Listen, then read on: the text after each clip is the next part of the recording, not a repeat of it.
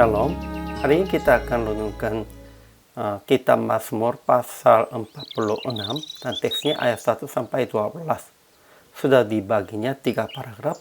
Paragraf yang pertama ayat 1 sampai 4. Jangan takut sekalipun bumi berubah dan gunung goyang-goyangnya, sebab Allah itu bagi kita tempat perlindungan dan kekuatannya. Paragraf yang kedua ayat 5 sampai 8. Allah ada di dalamnya, kota itu tidak akan goncang. Tuhan semesta alam menyertai kita, kota benteng kita ialah Allah Yakub.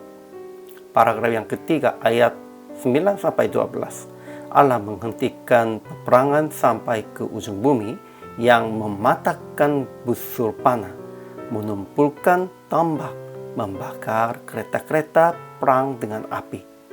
Tuhan semesta alam menyertai kita, kota benteng kita ialah Allah Yakub. Kesimpulannya, penulis berkata bahwa Allah itu bagi kita tempat perlindungan dan penolong dalam kesesakan, sehingga Dia tidak akan takut dalam bencana alam. Sekalipun gunung-gunung goyang, kota yang Tuhan diam itu tidak akan goncang. Tuhan mengadakan pemusnahan di bumi, mematahkan busur panah, menumpulkan tombak, membakar kereta-kereta perang. Tuhan tetap menyertai kita dan menjadi tempat perlindungan bagi kita. Ajaran tentang Allahnya. Pertama, Allah itu bagi kita tempat perlindungan dan kekuatannya. Sebagai penolong dalam kesesakan sangat terbukti. Kedua, Allah ada di dalamnya. Kota itu tidak akan goncang. Allah akan menolongnya menjelang pagi. Ketiga, Tuhan mengatakan pemusnahan di bumi. Ia menghentikan peperangan sampai ke ujung bumi. Keempat, Tuhan semesta alam menyertai kita. Kota benteng kita ialah Allah Yakub.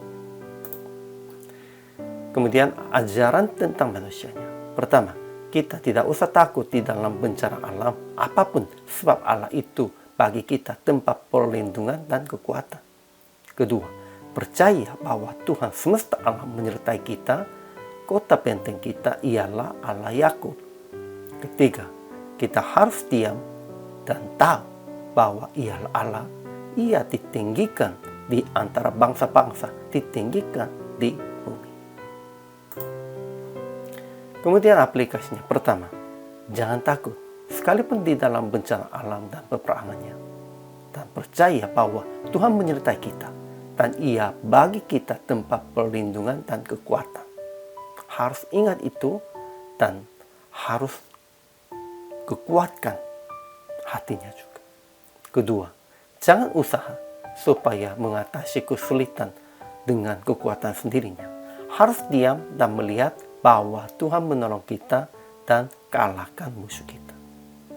Ketiga, hanya diam di dalam Yesus dengan berdoa, renungkan firman, dan menolong sesama seperti Yesus menggembalakan kita. Jadi praktik hari ini, jangan takut sekalipun mengalami kesulitan atau bencana alam pun. Ya, memang pasti akan mengalaminya banyak kesulitannya, namun jangan takut. Percaya pertolongan Tuhan dan menolong sesama yang mengalami kesulitan dan merasa takut dengan hati Yesus yang menggembalakan kita. Ya, memang kita juga pasti akan merasanya sulit dan pasti akan mengalaminya kesulitan banyak. Namun menolong orang lain sepertinya Yesus menggembalakan kita. Inilah kewajiban kita. Hari ini juga selamat melayani. Tuhan Yesus memberkati.